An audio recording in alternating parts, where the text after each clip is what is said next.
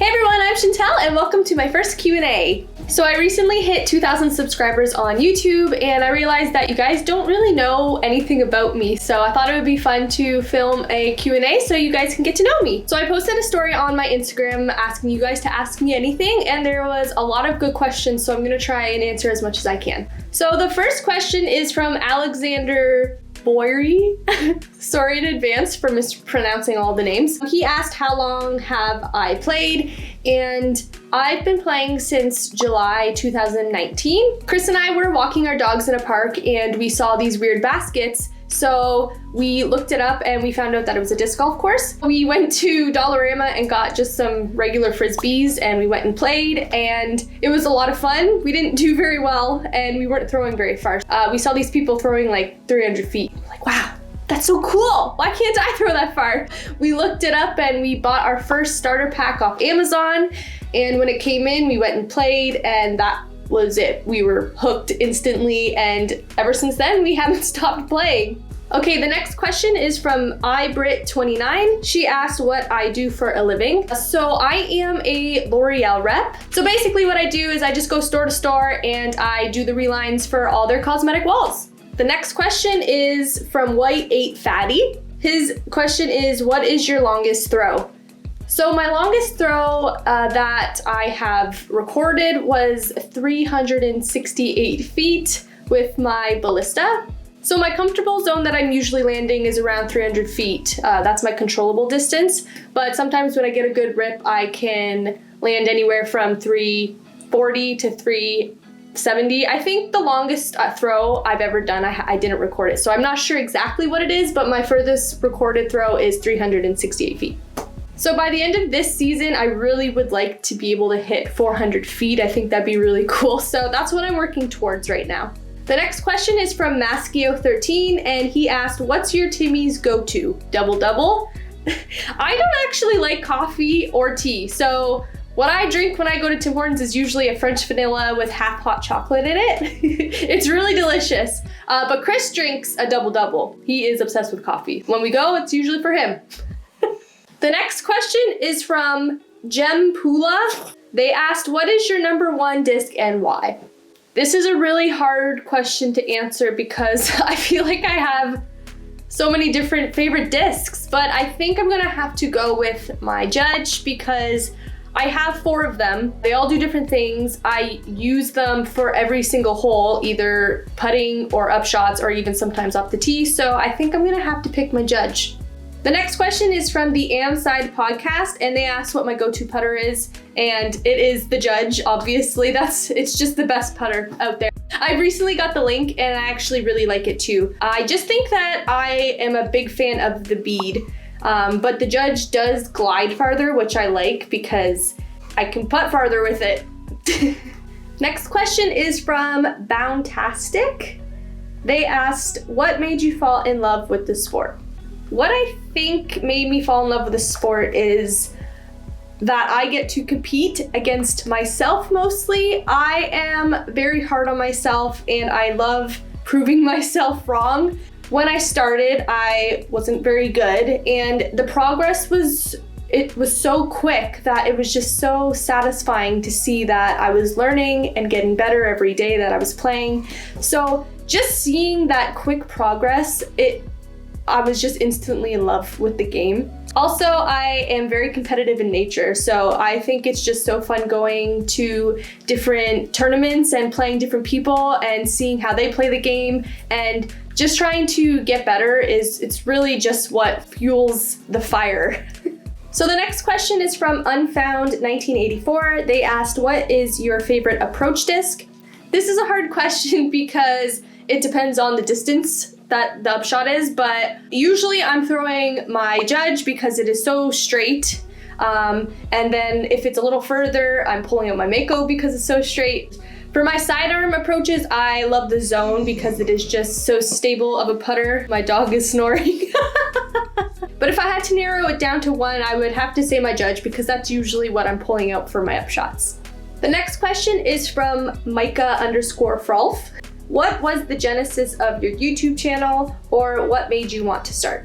So Chris and I have always kind of been interested in video editing and making videos. We usually get a cottage every year and we're really outdoorsy. We like fishing, we like kayaking, hiking, any of that stuff. So we usually recorded our vacations every year and we just kind of compiled it and put it all into a video, and it was just something we really enjoyed doing. It kind of just made sense for us to do it with disc golf, since disc golf is such a big part of our lives now. Why not, make videos about it and put it online for you guys? This YouTube channel specifically started because I wanted to document my journey in disc golf and just see my progression. So it just made sense to make videos about like the rounds that I'm playing and have Chris edit them. And it's just been a lot of fun for us.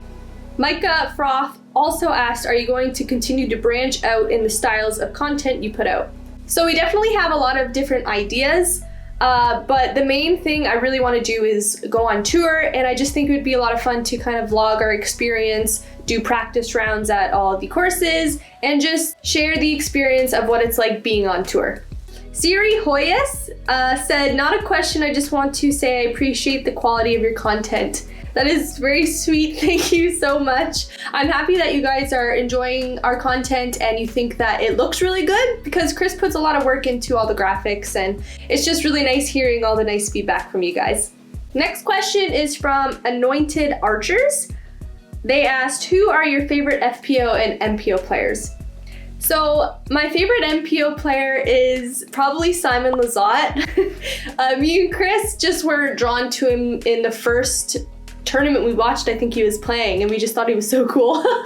I really just like the vibe that he gives off. I like watching him play. His play style is really fun to watch. He's very entertaining. He's always going for like those big shots no one else takes, and like the big putts. He's just always going for it. So he's really fun to watch, and he's definitely my favorite Mpo player. My favorite FPO player would probably have to be Paige Pierce. She just bombs, and I love watching her play. She has such great form, she can throw so far, and it's just really cool to see such a little person throw so far. I also really like that she seems very humbled. She's the highest rated female player in the world, and she just seems so humble, and I love listening to what she has to say after she wins like a big tournament, and how she always thanks like her fans, and she just seems like a really good person, and I love watching her. Robzilla 2021 asked if I have ever split a disc in winter weather. So I live in Southern Ontario, so I'm not like up in the northern parts of Canada. It doesn't get like that extreme cold. So yeah, I haven't split a disc yet, but maybe in the future. Next question is from No Spin Disc Golf, and they ask, will you play longer courses? So living in Southern Ontario, there's not like a whole bunch of different courses around us. So right now we're just playing from the shorts. We thought that would be a good idea, so that in a different season we can go back and play the longs, and it's kind of like a different feel of the course. So yeah, we definitely will be playing longer courses. And if the border ever opens, we would really like to go to Michigan and play all of their long courses. Next question is from Eric Exist. He asked, what is your favorite disc to Hyzer flip? I would have to say that my favorite disc is the Discraft Sting. It just has a really nice flight, and I love using it at wooded courses. It flips up and then it continues to ride right. And then I also really like Hyzer flipping my Star Leopard because it's a totally different Hyzer flip. Hyzer flips up straight, rides really straight for long, and then has a finish at the end. So that would be my next option. But I would have to say this Sting is my favorite disc to Hyzer flip. The next question is from Joe Henderson Disc Golf. She asked, what do you do to help your mental game? This is something that I feel that I really struggle with. Since I am so hard on myself, I often get mad if I do something wrong, and I dwell on it for the rest of the round, and I just ruin the whole round. It's definitely something I'm getting better at, and I think it comes also with experience. So I'm working on it every time I'm out at the course. If I do something wrong, I just tell myself, get over it, like you're fine, move on, and execute the next shot. So in my previous tournaments, there seems to always be a blow-up hole that I have. And after that hole, I just can't get back into the game because my confidence is crushed. So I really want to work on this. It's something that bothers me because I shouldn't let it get to me that hard. because it's just gonna ruin the rest of the tournament. So what I'm doing is I'm just trying to stay positive after I throw something not perfect, and I just say to myself, you know what, it's okay, fix it on the next shot and you'll be good. Question is from user Levip. Which is your favorite hole at TicTok? I'm not quite sure which one is my favorite. There was a lot of good holes there actually, but I think my favorite hole type is like the just dead straight. There was a couple of those. I actually really like the, what hole is it? Is it hole 8? It's before the big downhill one. I don't know what hole it is, but you're kind of throwing downwards and there's like a big rock wall behind it. Yeah, I like that one. Next question is from Marlon Canales. He asked, what are your goals for the 2021 season? So it really sucks that there is a pandemic, but I'm hoping that it slows down and the travel restrictions are lifted. I really want to travel to the States and play some of the courses there. I really want to see how I stack up to the competition in the States. But right now I'm just really focusing on my form and I'm putting a lot of time into my putting. I just want to get better and more consistent. Consistency is like the one thing that I really am trying to focus on. But overall, we're just going to be making as much YouTube videos as we can, and I'm going to be signing up for as many tournaments that I possibly can as well. Next question is from Rob B. Disc Golf, and he asked, do you have any pets? Chris and I have 3 dogs. First we have Cora. Cora, come here. Oh, good job. Cora is a 10-year-old German Shepherd. Good stretch. So if you hear any heavy breathing, that's her down there. But she's the goodest of girls. Then we also have Luna and Kaya. Kaya is a Pomeranian Chihuahua and Luna is a Papillon Chihuahua. We rescued these guys 6 years ago? I think around 6 years ago. We rescued them from a rescue, and they are our little sucks. Kaya is a daddy's girl and Luna is a mama's girl. So we have our hands full here. Next question is from Chris Thompson _91. He asked, what is your favorite course in Ontario? This is a hard question. I haven't played them all, but I would have to say it's between Christie Lake and Waterworks. I think I'm gonna have to pick Christie Lake because it's such a nice, well-kept course, and there's many different shot shapes, and it's just a really nice course overall. The next question is from JBabe2006. What advice do you have for young players who are just starting? Something that I wish that I knew when I was just starting out is that fieldwork is so important. I feel like I developed a lot of bad habits from just playing at the course all the time and not actually focusing on my form. So yeah, if you really want to take this seriously, definitely do some field work, watch videos of the pros and their form, and go out to the field, tape yourself, compare yourself to the pros, and eventually you'll be making some really good progress. Okay, I don't know how to pronounce this. Amaturin Silman. He asks, 3 mold round, what discs you choose? So this would really depend on the course that I'm playing, but I would probably have to pick my Judge, my Star Leopard, and my Ballista. And let's just hope it's not too windy. Damon No Chains asked, what is something that always makes you laugh when disc golfing? So you probably know by now, but I laugh at everything. Probably something that I laugh at most is when Chris misses his putts or when he throws a drive bad.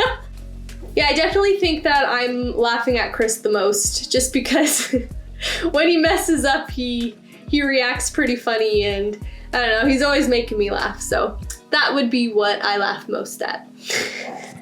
Next question is from Bike Dr. Janu.